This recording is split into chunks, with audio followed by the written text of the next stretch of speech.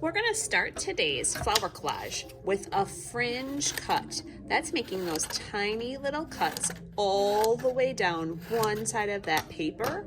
This is gonna be the grass. I've already done that. Once I've fringed cut, I'm gonna glue on that side that I didn't cut from.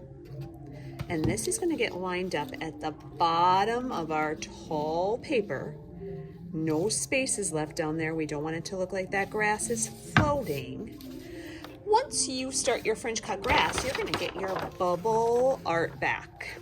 There are some tracers at your table for you to trace 4 flowers. You might have to do one of them twice. So I would use my pencil and I would go around the edges of those flowers. I could have 2 circles or I could have 2 of the other shapes, but you should have 4 flowers. I traced those flowers in pencil and then I used those special oil crayons that glow in the dark to make some patterns on my flower. I also went over my pencil line so that we couldn't see it as well. But the oil crayons are just to add a couple of lines, outline. You can make a shape in your flower.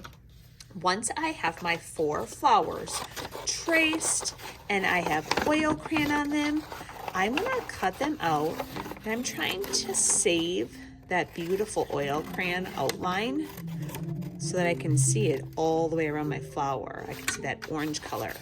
When I go to my next shade, I can still see that blue shade. That's gonna help the flowers stand out on our paper. My next step after I cut my 4 flowers out is to collage them on my paper. So there are some green strips of paper. We're gonna use those as stems.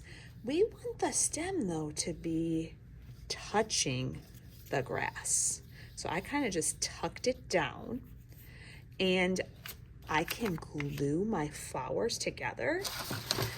My guess is this is gonna be hard to glue. I'm gonna put just a tiny little bit of glue on that little piece. No gobs, no blobs. And I'm gonna put it behind my grass and put it on my paper. I'm gonna do the same thing, just a little bit of skinny glue lines on the back. When I put these on, they might have to overlap.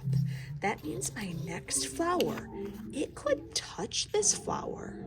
It could be shorter. Maybe I have to glue or cut this stem so that it's a shorter flower. Today, you want to try to have 3 or 4 flowers in your finished project. So my next 2 I still have to cut out, but when I'm done, you'll see my completed work hanging up. This will go in the drying rack when you're all done.